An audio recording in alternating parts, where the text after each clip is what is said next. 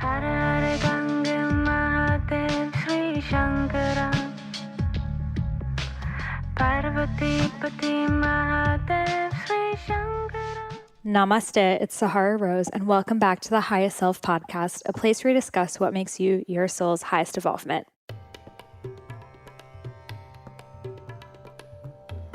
What's your dosha? Well, if you want to find out, I invite you to take my quick little quiz over on IamSaharaRose.com. And in a couple questions, I will let you know the exact percentages of the doshas in your mind and in your body and email you a free 3-day mini course on how to include Ayurveda into your modern lifestyle. So head over to my website, IamSaharaRose.com, to discover your dosha today. So the other day I was walking with my friend and we were just having a conversation about, our lives, what we're working through, etc. And I told her the difference between me and you is that I just throw myself into things without even fully thinking through how am I going to handle it, etc. And you're thinking about it so much, which is preventing you from doing it. And she's like, you're exactly right. And it got me thinking of how oftentimes we have, incredible ideas, insights, projects that we want to fulfill, but we are thinking about all of the work it's going to entail or all of the responsibilities or the downfalls of it to the point that we don't actually do it. And how this is the biggest detriment that I see is happening, especially to conscious women. Now, why conscious women especially? Well, because we are the people who are extremely self-aware. We are the people who are analyzing ourselves all the time, who are foreseeing future events, who, conscious. What does that mean? To be aware. But it's hurting us at this point that we are becoming so hyper aware of all of the perceived negativities that we overlook the support that we're going to receive from the universe along the way. So, for example, let's say I wanted to write a book, and the whole time, I have this idea for a book, but every time I begin writing, I'm like, you know what? It's going to be so much work. I have other things to do. How am I going to have a book deal? No one's even going to buy it if I self-publish it. I don't even know the first thing about marketing. How is this book going to even work out? And there we were, full of the creativity and insight and wisdom to write this book, but then suddenly we pushed ourselves away from this experience of writing because we've allowed our fear-based thinking to overcome it. So a lot of times we are living in alignment with our Dharma, but purposely the fear of stepping into that, the fear of expanding your energy field to the energy that is necessary for you to live your Dharma overcomes it. So imagine you are a mermaid swimming in the ocean, but instead of swimming freely and doing backflips, you just think about how there are nets. And what if you swim into a net? And that would be really scary, and a fisherman could catch you. So I'm just going to stay exactly where I am and not swim anymore. Why would a mermaid do that? A mermaid is here to have fun and play and enjoy. But if she's too preoccupied with the nets, she's not going to do that. Obviously giving mermaid analogies. But think about that in everything you do in life. Are you more preoccupied with the potentials or the potential doubts? So a lot of people ask me all the time, how do you do so much? How do you create so much? I've written 4 books, almost done with my 4th book, Eat Right for Your Mind Body Type, Idiot's Guide to Ayurveda, Eat Feel Fresh, now Discover Your Dharma. I created my Deca Yogic Path, Rose Gold Goddesses Community, Highest Self Podcast twice a week, and speaking all over the place and social media and just my hands on many different spinning plates. So they asked me, how do you do it? Are you super organized with your day, or do you have a lot of assistants around you, or what's the deal? And I'm like, honestly, neither. I'm by myself, doing it all on my own, but also I'm not overthinking it. I start something and I don't let the potential stress that it may create over time impede me from doing it, because I know that I'm going to figure it out along the way, and that there may be bumps in the road, but my passion is going to overcome them. So for example, when I thought of the idea of Rose Gold Goddesses back in April, I just thought, all these people are messaging me. They have the same questions. I need to bring them together. What if I created some sort of community? And I just let that idea brew and brew and brew, and then start to do research about online memberships and how all of those things work in the more of the technical side. But that seed had been planted. And yes, I would see that there was work. I would see that there were obstacles that people face as they're going through that Dharma. I also joined a membership community for people with membership community. So I sought out support of other people who are doing what I wanted to be doing. But I ignored the people who shut down their memberships or the people who felt overwhelmed. Yes, that's a true shadow side that may show up for me, but I didn't let that become my experience. I knew that my desire to create something like this is immense.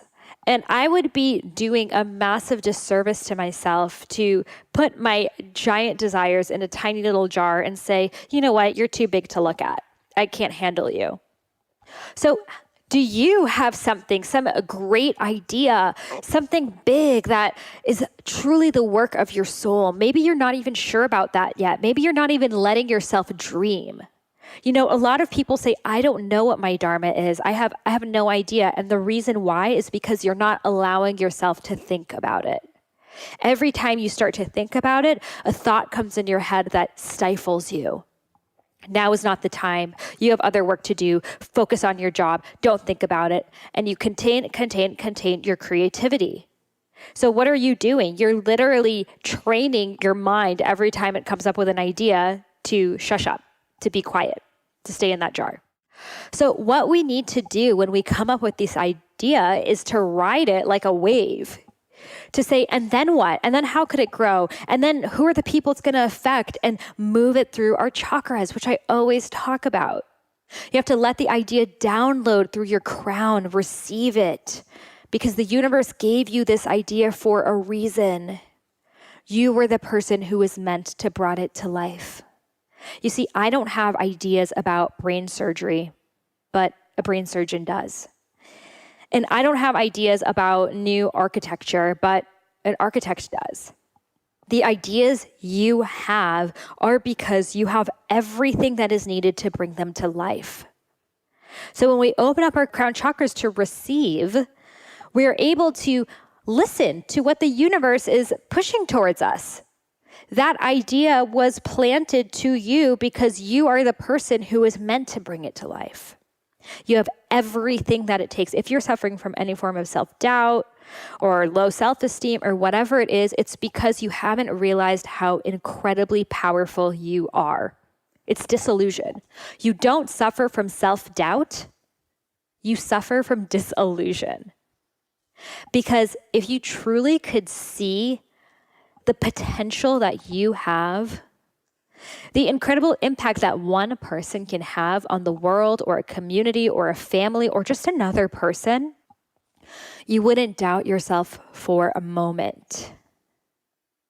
Confidence is just a natural result of knowing who you are.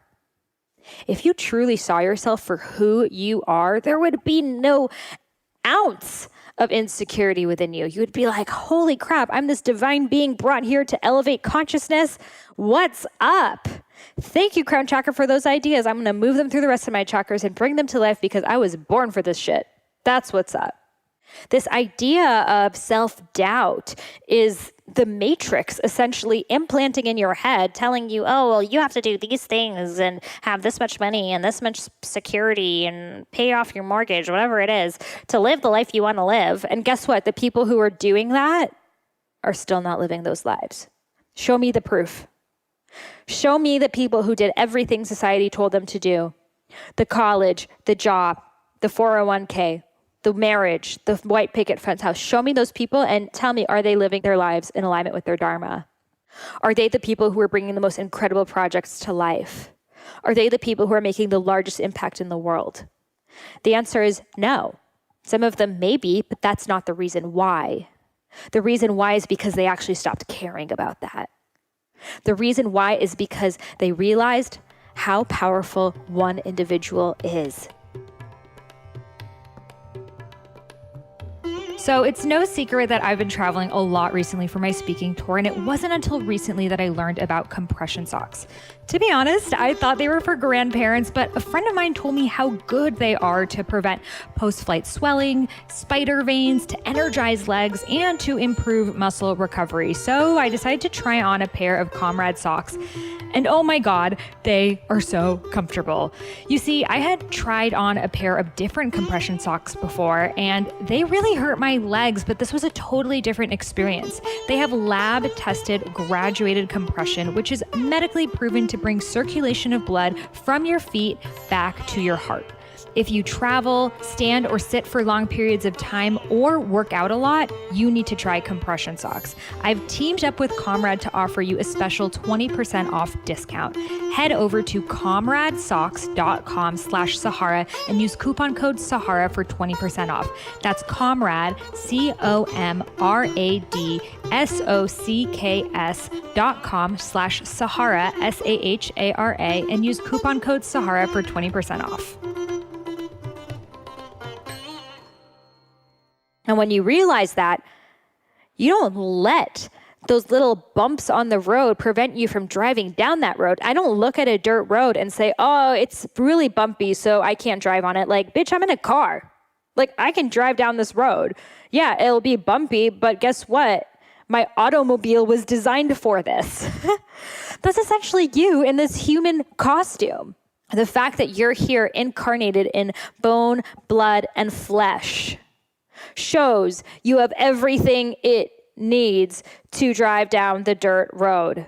And guess what? When you drive down that dirt road a little bit, it stops becoming bumpy. In fact, it becomes paved in freaking cotton candy and whatever you want, your favorite things on this earth. And you're like, oh my God, I did not know about this road. I would have never found it, but I had to go through this dirt road to get to the cotton candy road. Like, that is what your dharma is. You have to go through the bumpy road to get to the high road. But all of us are too concerned with the bumps on the road that we never get there.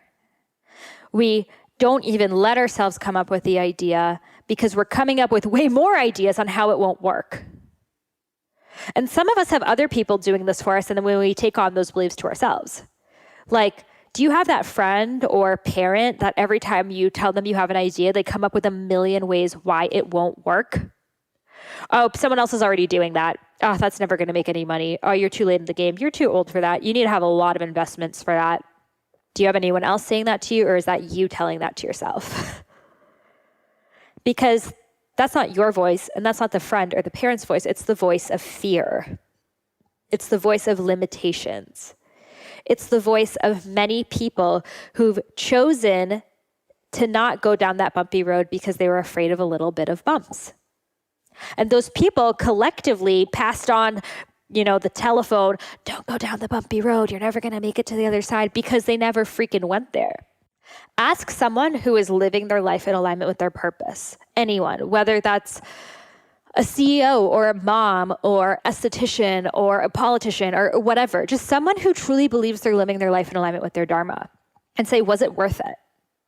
And you tell me if you find one person who says, I'm living my life in alignment with my dharma, my soul's purpose, and no, it wasn't worth the struggle. Definitely not. I wish I just never listened to that voice. You'll never find that. But do you know who you're going to find a lot of? The people who didn't listen to that voice and on their deathbed are dissatisfied. In fact, the number one thing that nurses hear from people on their deathbed is, I should have lived life for myself. I should have followed that dream. I should have done that thing I really wanted to do, but I was too afraid of. That is the number one thing people say on their deathbed. Please don't become part of that statistic. And don't wait until you're dead to start thinking about it. You don't want to waste the next lifetime on the things you could have learned in this lifetime. Learn as much as you can in this lifetime. So then in the next lifetime, you're just like an angel, You're just having fun in the next lifetime. So this lifetime is about doing that dream, that vision that you have. And if you're not sure what that is, begin asking yourself, what are the things that excite me? If I could spend my time doing anything, what would it be? What are the things people come to me for when they have problems? Who am I in my family? Who am I in my group of friends? How do I best show up? When does time feel like it doesn't exist? When do I feel like I'm in alignment with my purpose? What activities make me feel energized? What brings me in alignment with my truth? Like, these are just thoughts right now that are flowing through me that we all have access to. You could even just hit rewind on this and answer those questions. And I promise you, your Dharma is going to unfold itself very quickly. In fact, it's already there. Your soul already knows what you want to do, what you were meant to do, what you need to do to achieve pure joy and happiness, bliss, ananda in this lifetime. You actually can't be happy without living in alignment with your purpose. Like, that is actually a fact. And I know it may sound controversial. I just wrote a chapter about this in the book that I'm writing right now called Discover Your Dharma, whole entire book based on all of this stuff. So stay tuned for that. But a lot of us are chasing happiness. If you ask someone, what's the meaning of life?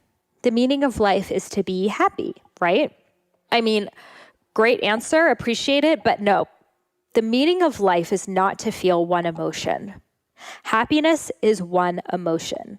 Why would the meaning of life to only feel one emotion when we have access to so many different emotions? We have peacefulness, serenity, bliss, fun, excitement, sadness, fear, anger, stress, irritation, guilt, shame, positivity, vibrancy, joy, radiance, flow, so many emotions, right? Thousands of them. So why would the purpose of life only be to feel one? Happiness is a byproduct of living in alignment with your Dharma. It is not the purpose, but the byproduct. Because when you are living in alignment with your Dharma, there is no greater joy. And happiness and joy are kind of two different things. And when most of us mean I want to be happy, sometimes we're thinking about like that feeling when your favorite band goes on stage at a concert. Well, guess what? That's not a lasting feeling. That moment when you met the love of your life, that's not a lasting feeling. Even bliss, in the Vedas, they say the purpose of life, your true self, is bliss, ananda. But the bliss they are speaking about is not the same bliss you have when you're having an orgasm. It's actually a different, more subtle kind of bliss, subtle kind of joy, subtle kind of happiness. And it comes when every single day you're living in alignment with your Dharma. And some days are more stressful than others. When, again, stress is inside of you. Stress is just your biological response to outside occurrences. Stress actually doesn't exist in activities. It is in yourself. There is not stress. You are stress. But I understand we're all humans, and sometimes we feel it. I definitely feel it too. Sometimes I am stressed. And sometimes I am happy, and sometimes I am sad. But I'm always living in alignment with my Dharma. And that means, in the broader sense, I'm always truly joyful. Because even if I had a more challenging day or busy day or full day or tired day than another, I know it has brought me closer and closer to the purpose that my soul incarnated for in this lifetime. So no, sometimes playing with chubby feels more blissful, but I can't do that for a lifetime and ignore the flaming desire in my soul to create. So this is why if all we do is just chase happiness, I just want to be happy right now, guess what? We ignore the bigger reason why we're here. And then we're never actually happy. You're going to look for another friend to have a little friend romance with. And then you get bored of that friend, or you get into a fight. And then you look for a new workout you're going to do. And then you're going to look for a new project or something, just things to distract you. You know, you watch these Real Housewives shows. I've never watched them, but I'm going to guess they do a lot of things to distract them during the day. You know, like, I'm going to go learn how to knit. Like, that is great. But these things, again, are soothing activities. And soothing activities have their time and place. But your lifetime is not just about soothing yourself. Your lifetime is about using your strengths and sharing your gifts and being of service to humanity in however which way you were born to. So if you are in your head, you're thinking about all the reasons why your Dharma won't work, you're afraid and you feel like you're not confident enough, whatever the story is, I just want you to realize that that's not actually your story. Like, I'm going to be real. That's not your story. That's a story that you've been holding on to that is society's and maybe your school, maybe your parent, maybe someone else's that was passed down to them by someone else. It's actually not yours. Because when you are being your full, authentic self, none of that shit's going to be there. So I'm not asking you to change. I'm asking you to become who you truly are. And when you become who you truly are, everything around you may change. Your house, your relationships, your everything. But it's not you who is changing, but rather you who are becoming who you already are. And that's really the work here. To let go of the conditioning, to let go of the limiting beliefs, to let go of the false identifications of the self. I'm not saying dissolve the ego.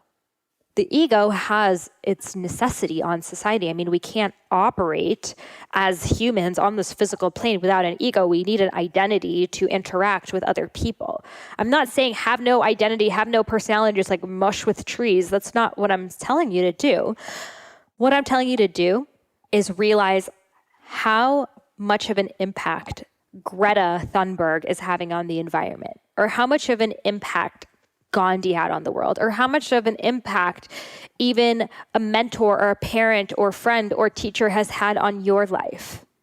So you can see how much of an impact you can have on someone else. So I'm super excited to be connecting with you guys in my membership community, Rose Gold Goddesses. It has been the best thing that has ever happened to me. Truly, it is a membership community of all conscious women around the world. We have groups in cities, like dozens of cities around the world. Women are meeting up in person. They're having goddess circles. We have monthly virtual goddess circles with me, expert calls, my workshops. All of the masterclasses that I've done are for free within Rose Gold Goddesses. So Awaken Your Powers, my Discover Your Dharma, all of them are available for you within Rose Gold Goddesses. So we are going to be opening doors back up very soon, but I want you to join the waitlist so you do not miss out on this opportunity. Head over to Rose Gold Goddesses, plural, goddesses.com. And you can sign up for the waitlist right there. I also have that link in the show notes. If you loved this episode, I would love if you could leave me a review in the iTunes store. And as a free gift, I will share with you the first half of my unreleased book, Eat Right for Your Mind Body Type. Simply email a screenshot of your review over to Sahara at eatfeelfresh.com. Again, Sahara, Sahara, at eatfeelfresh.com, and I will send you over the first half of my unreleased book, Eat Right for Your Mind Body Type. Thank you and namaste.